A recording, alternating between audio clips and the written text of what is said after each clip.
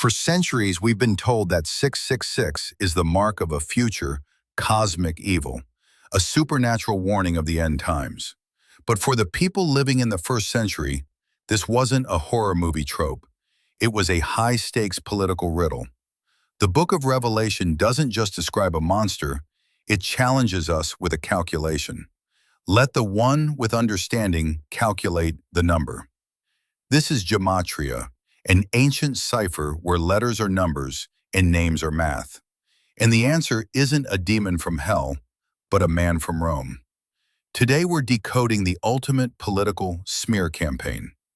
To understand why 666 became the most infamous number in history, we have to set aside our modern way of thinking.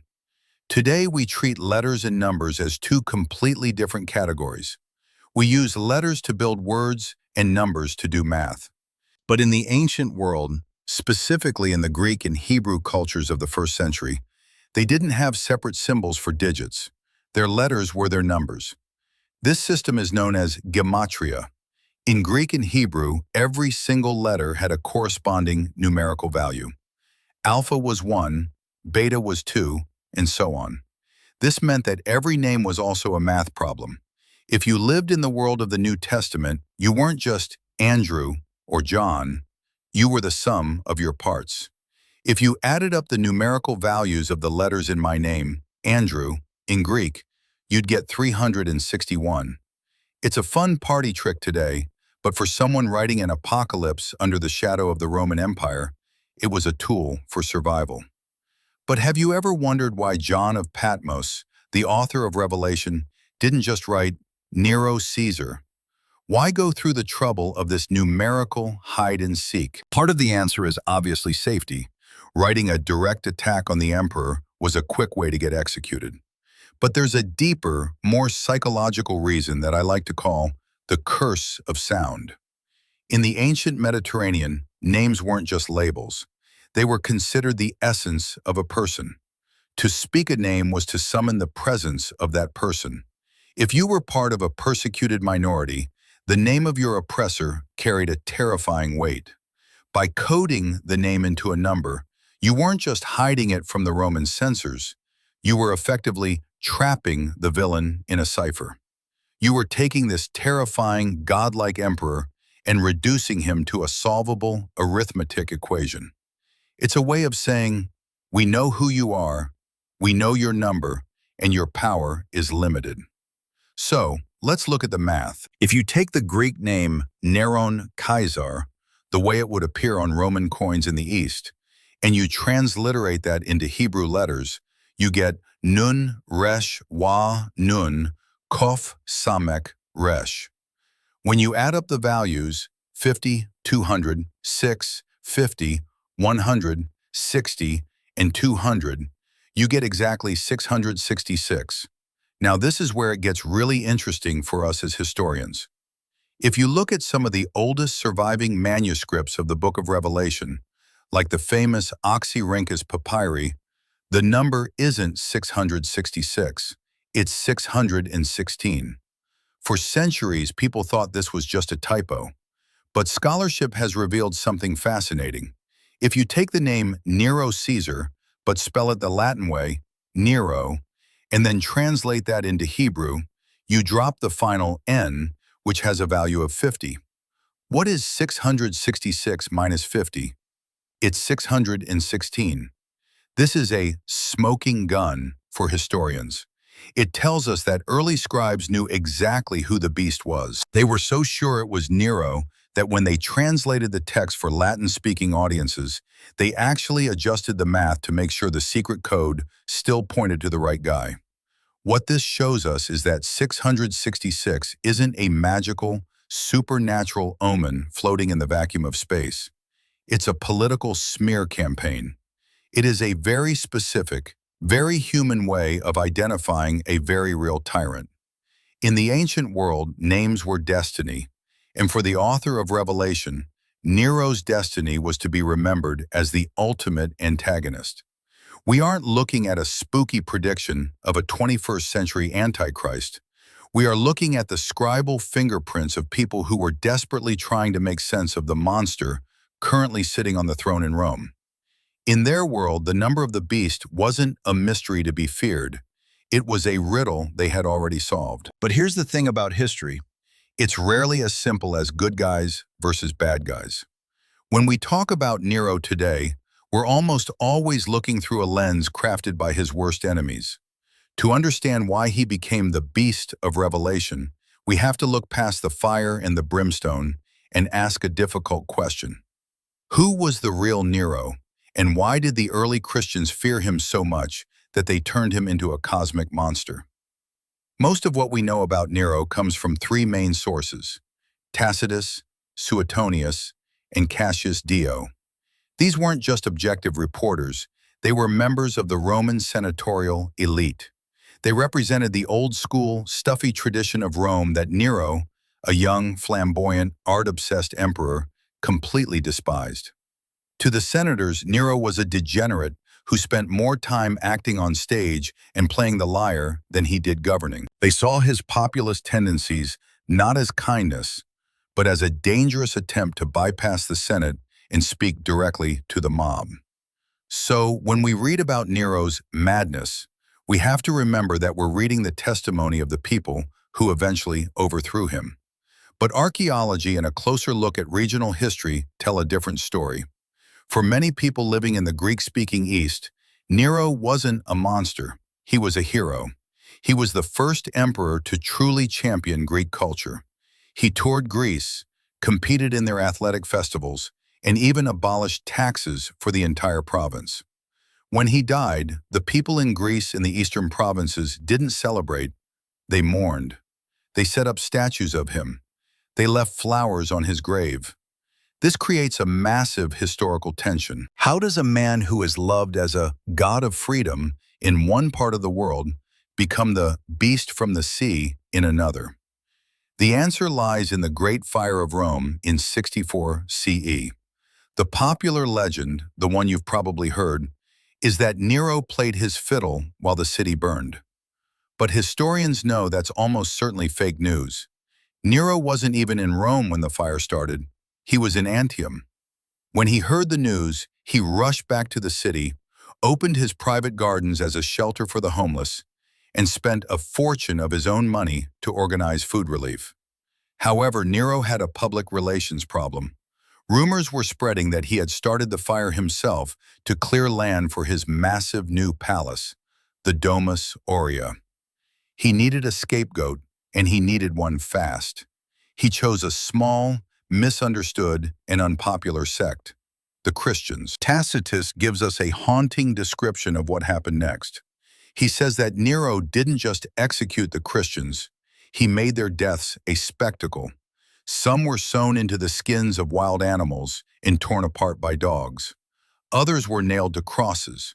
Most infamously, Tacitus claims that Nero used Christians as human torches to light his gardens at night. This is the moment Nero becomes the beast. For the early Christian community, Nero wasn't just another bad ruler. He was the first Roman emperor to specifically target them for state-sponsored terror. He was the first face of an empire that seemed hell-bent on their destruction. But here is where we have to be careful with the history. Scholars like Brent Shaw have pointed out that while this persecution was horrific, it was likely localized to the city of Rome. There's no evidence of an empire-wide decree to hunt Christians during Nero's reign. So why did John of Patmos, writing decades later in Asia Minor, focus so intensely on a man who had been dead for 30 years and whose persecution was largely confined to a single city? It's because Nero had become more than a man. He had become a symbol. To understand the book of Revelation, we have to recognize that it's not just a record of Nero's actions, but a record of a community's trauma. When a community experiences that kind of concentrated, theatrical violence, the memory doesn't just fade away, it crystallizes. We have to ask, was Nero truly the ultimate evil? Or was he a convenient villain for a community trying to make sense of a terrifying world? If you were a Christian in the first century, Nero represented everything that was wrong with Rome: the decadence, the vanity, the arbitrary violence. He was the natural choice for a villain in an apocalyptic drama. But by turning him into a cosmic monster, did the authors of the New Testament bury the real Nero? In many ways, Nero became a victim of the very history he helped create. He was a populist leader who burned his bridges with the elite, and in the end, the elite and the Christians he persecuted were the ones left to write his biography. They took the very real fear of this man and scaled it up to a global, eternal proportion. They didn't just want to remember him as a bad emperor, they needed him to be the archetype of the Antichrist. And as we'll see, that archetype was so powerful that many people refused to believe that even a sword to the throat could truly keep him in the grave. Now we have to address a glaring historical puzzle. If you look at the standard dating for the Book of Revelation, most scholars place its writing near the end of the 1st century, somewhere around the year 95 CE, during the reign of Emperor Domitian. But as we've just established, the beast, the man whose number is 666, is almost certainly Nero. Here's the problem. Nero died in 68 CE. That leaves us with a 30-year gap. Why would a supposed vision of the future focus so intensely on a villain who had already been in the ground for 3 decades? It's a bit like someone today writing a prophecy about the terrifying return of a political figure who passed away in the mid-90s. It feels out of sync. Unless, of course, the people of the 1st century didn't actually believe he was gone. This brings us to one of the most fascinating true crime elements of the ancient world, a phenomenon scholars call the Nero Redivivus myth, the legend of the Nero revived. You see, Nero's death was incredibly quiet and, frankly, suspicious to the average citizen. He didn't die in a public battle or a high-profile assassination in the Forum. He died in a private suburban villa, assisted by a secretary, with only a few witnesses. There was no grand state funeral. No body was put on display for the masses to see and verify. In the ancient world, a vacuum of information like that was the perfect breeding ground for conspiracy theories. Almost immediately, rumors began to ripple through the empire. People whispered that Nero hadn't actually died, that he had faked his suicide and fled east, across the Euphrates River, to Rome's greatest rival, the Parthian Empire. The story was that he was biding his time, gathering a massive army of the East, and preparing for a bloody, triumphant return to reclaim his throne. And these weren't just idle whispers, they were backed by real, physical events. Over the next few decades, the Roman world was rocked by the appearance of pseudo-Neros, imposters who claimed to be the fallen emperor. The first one popped up just a year after Nero's death, in 69 CE. According to the historian Tacitus, this man bore a striking resemblance to Nero, and more importantly, he could sing and play the lyre. He managed to rally a following of deserters and slaves in Greece and Asia Minor, causing a groundless panic before he was eventually hunted down. A decade later, during the reign of Emperor Titus, a second impostor named Terentius Maximus appeared. He didn't just have the looks, he had the backing of the Parthian king, who was more than happy to use a fake Nero to destabilize Roman politics. And then, around 88 CE, just a few years before John likely wrote Revelation, a third impostor appeared. This one was so convincing that the Parthians nearly went to war with Rome to protect him. So when we read Revelation 17 and we see John describing a beast that was and is not and is about to rise, or a head that had a mortal wound that was healed, we have to realize he isn't just speaking in poetic metaphors. He is tapping into a very real, very current political nightmare. His audience didn't need to dig through ancient history to understand the beast. They were living in a world where the return of Nero was a legitimate, terrifying possibility. They had seen the imposters. They had heard the reports from the eastern border. To them, Nero wasn't just a dead emperor. He was a ghost that refused to stay in the grave. By using the Nero legend, the author of Revelation was doing something brilliant. He was taking a popular, secular conspiracy theory, the return of a tyrant, and reframing it as a spiritual battle. He was telling his readers, that rumor you're hearing about Nero coming back, it's true, but it's bigger than you think. He's not just coming for the throne, he's coming as the embodiment of cosmic evil. The Antichrist wasn't a figure invented out of thin air for a distant future. He was a figure built from the very real anxiety of a world that was still haunted by the ghost of Nero Caesar. The paradox of time disappears when you realize that in the minds of the first-century Christians, the beast wasn't a memory. He was a looming shadow waiting just across the river. To understand why the author of Revelation is so obsessed with the East, we have to look at a map. In the first century, the world was essentially divided between two massive, smoldering superpowers. To the west, you had Rome. To the east, across the burning sands of Mesopotamia, you had the Parthian Empire, the only power in the ancient world that Rome simply could not break. The border between these two giants was the Euphrates River. In the minds of Roman citizens, the Euphrates wasn't just a body of water, it was the edge of civilization. It was the Iron Curtain of antiquity. Anything beyond that river was mysterious, dangerous, and inhabited by the world's most feared horsemen. This is where the prophecy of the beast stops being a theological vision and starts looking like a high-stakes geopolitical intelligence report. You see, Nero had a very unusual relationship with the Parthians. While most Roman emperors viewed the East as a place to be conquered and looted, Nero took a different path. He pursued a policy of diplomacy and cultural exchange. He even struck a massive peace deal over the kingdom of Armenia that ended decades of bloodshed. In fact, Nero was so respected in the East that a Parthian prince once traveled all the way to Rome just to salute him as the god Mithras. When Nero died, the Parthians didn't celebrate.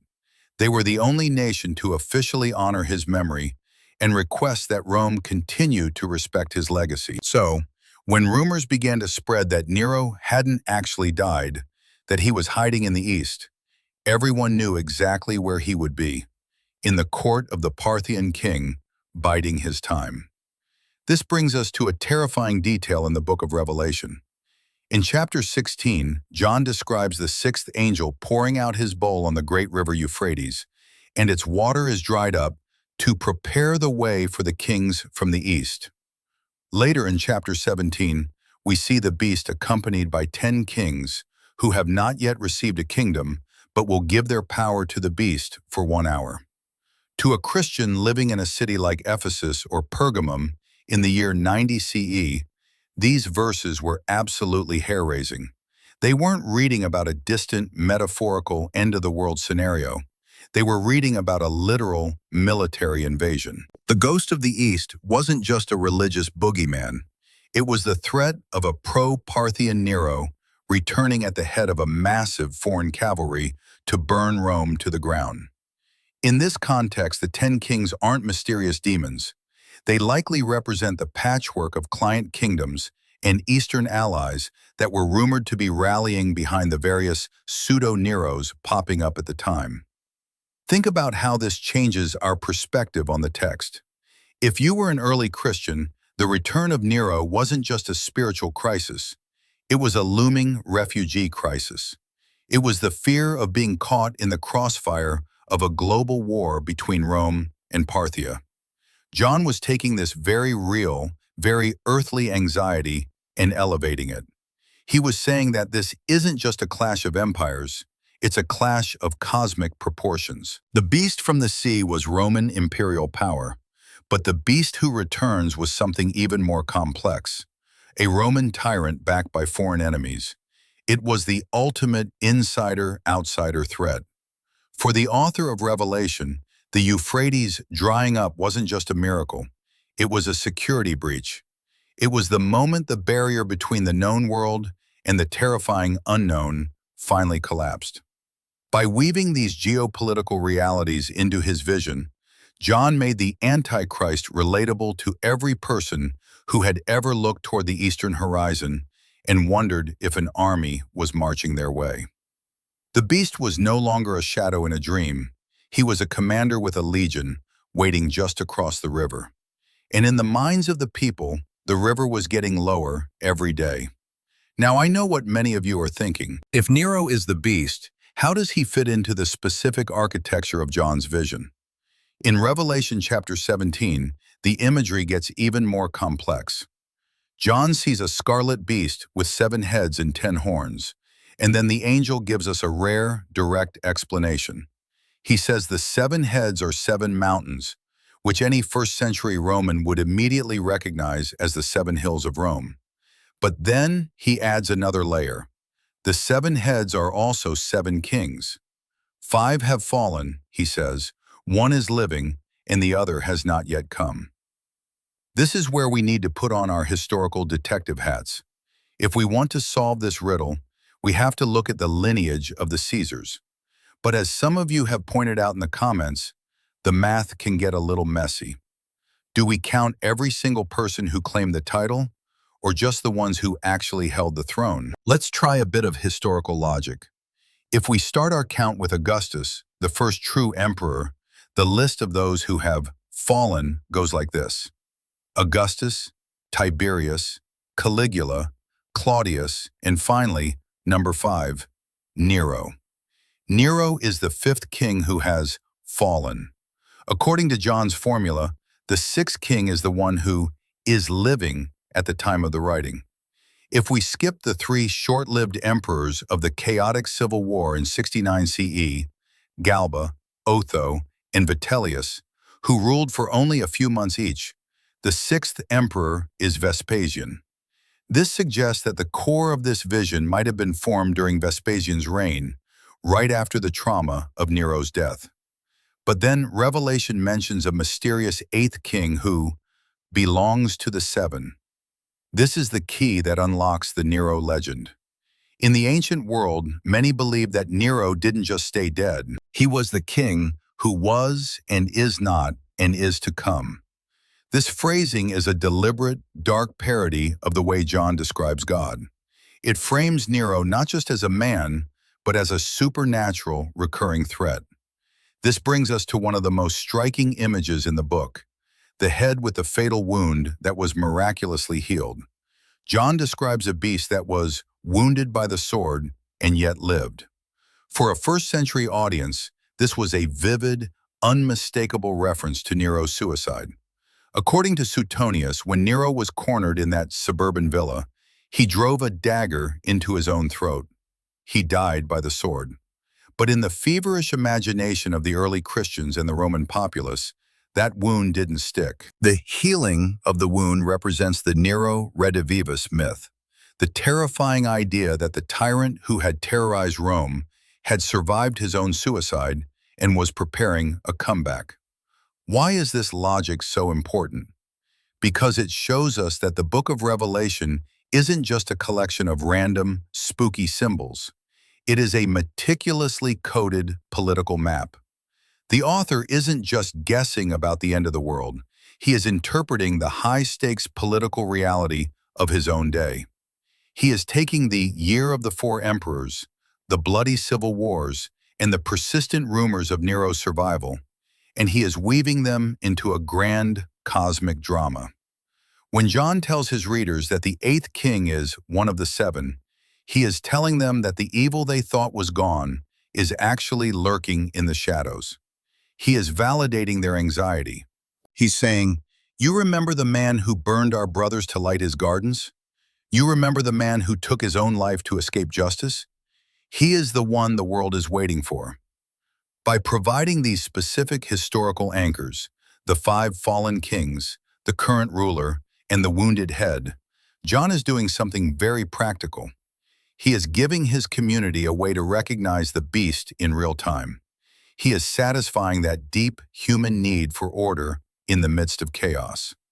He is telling them that even the most terrifying political upheaval follows a logic, and that if they can calculate the number and count the kings, they can understand the times they are living in. The fatal wound to the throat wasn't just a detail from a coroner's report. It was the starting point for a legend that would haunt the Christian imagination for 2,000 years. And as we'll see, This healing of the beast was only the beginning of a much deeper, much more provocative imitation of the divine.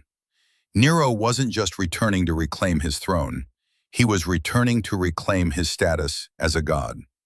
This brings us to what I believe is the most sophisticated and, frankly, the most daring layer of the book of Revelation. When we look at all these connections, the Gematria, the wounded head, the rumors from the east, it's easy to think John was just trying to identify a villain. But if we look closer at the actual Greek text, we see that John is doing something far more provocative. He isn't just pointing a finger at Nero, he is engaging in what scholars call a Christological parody. Think about the sheer audacity of this. John is taking the most sacred titles, the most central stories of Jesus, and he is copy-pasting them onto the figure of Nero. But he's doing it in a way that feels like a sinister echo. It's a deliberate, diabolical imitation meant to show that the Roman Empire isn't just an enemy, it is a counterfeit of the kingdom of God. Let's look at the evidence. In the very first chapter of Revelation, John introduces God with a majestic, three-part title: the one who is, who was, and who is to come. It's a statement of eternal, divine presence. But then, look at how he describes the beast in chapter 17. He says the beast was, and is not, and is about to rise. It's a nearly identical formula, but with a hollow center. Where God is, the beast is not. It's a was, is, will be structure that frames Nero's rumored return not as a miracle, but as a pathetic, satanic mockery of God's eternity. And the parallels don't stop there. Think back to chapter 5. John sees a vision of the risen Christ. And how does he describe him? As a lamb standing as if it had been slain. Now compare that to chapter 13, where John describes the beast rising from the sea with one of its heads appearing as if it had been fatally wounded. In the original Greek, John uses the exact same phrasing for both. Both the lamb and the beast appear as if slain.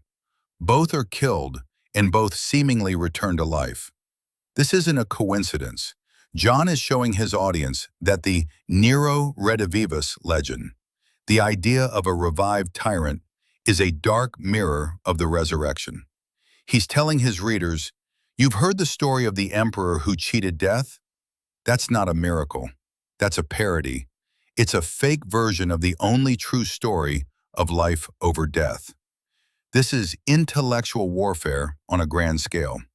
At a time when Roman emperors were demanding to be called Lord and God, John was using his pen to strip away their masks. He depicts a second beast, often called the false prophet, who performs signs, makes fire come down from heaven, and forces everyone to worship the image of the first beast. To a first-century Christian, this sounded incredibly familiar. They lived in cities filled with imperial cult priests who used mechanical tricks in temples to make statues seem to speak, all to convince the public of the emperor's divinity. John is taking these miracles of the Roman state and relabeling them as global deceptions. He is taking the mark of the beast, likely a reference to Roman coins bearing Nero's image, which were required for trade, and contrasting it with the seal of God on the foreheads of the faithful. In other words, the book of Revelation is a masterclass in literary resistance. John isn't just writing a scary story about the future. He is writing a counter-narrative for the present. He is taking the symbols of Roman power, their titles, their coins, their legends of a returning hero, and he is de-sanctifying them. He's saying that Nero isn't a god, he's just a satanic knockoff. He isn't the savior, he's the parody. This is the twist that many modern readers miss. We get so caught up in the who and the when of the prophecy that we miss the why. John used Nero because Nero was the ultimate symbol of a power that tried to play God. By framing Nero as a Christ parody, John was giving his community a way to laugh at the very thing they feared. He was showing them that even the most terrifying tyrant is ultimately just a counterfeit. The climax of Revelation isn't just about fire falling from the sky. It's about the moment the world realizes that the beast, for all his terrifying power and his healed wound, is nothing compared to the Lamb. John took the most famous conspiracy theory of his day and turned it into a theological weapon, proving that even in the face of a revived Nero, the understanding that calculates the number is the same understanding that refuses to bow down to a fake. As we've seen, the story of 666 is far more than an ancient math problem. It's a window into how we, as humans, process trauma, fear, and power. The belief that a fallen tyrant could return didn't die with Nero in that suburban villa. We see this same psychological mechanism at work today in everything from persistent rumors that Elvis is still alive to modern conspiracy movements like QAnon, where followers claim certain political figures never truly died and will someday return to restore order. When a person becomes a symbol, their death isn't an ending. It's an opening for a legend. Nero became the ultimate Antichrist because he filled a universal archetype, the eternal counterfeit of the divine. He represents that deep-seated human anxiety that the ghosts of our past are never truly laid to rest. But by demystifying these symbols through history and scholarship, we stop being victims of the myth and start becoming students of the truth. If you want to move beyond the screen and actually walk through the world where these legends were born, I'd love for you to join me. In May 2026, I'm leading a Religion for Breakfast tour through Western Turkey, the ancient Asia Minor where the author of Revelation lived and wrote. We'll visit the archaeological remains of the very cities that were once haunted by the shadow of Nero, exploring the temples and theaters that make this history feel real. Spots are limited, so if you're interested, head over to religionfore.com to see the full itinerary. Let's explore this landscape together. Thanks for watching.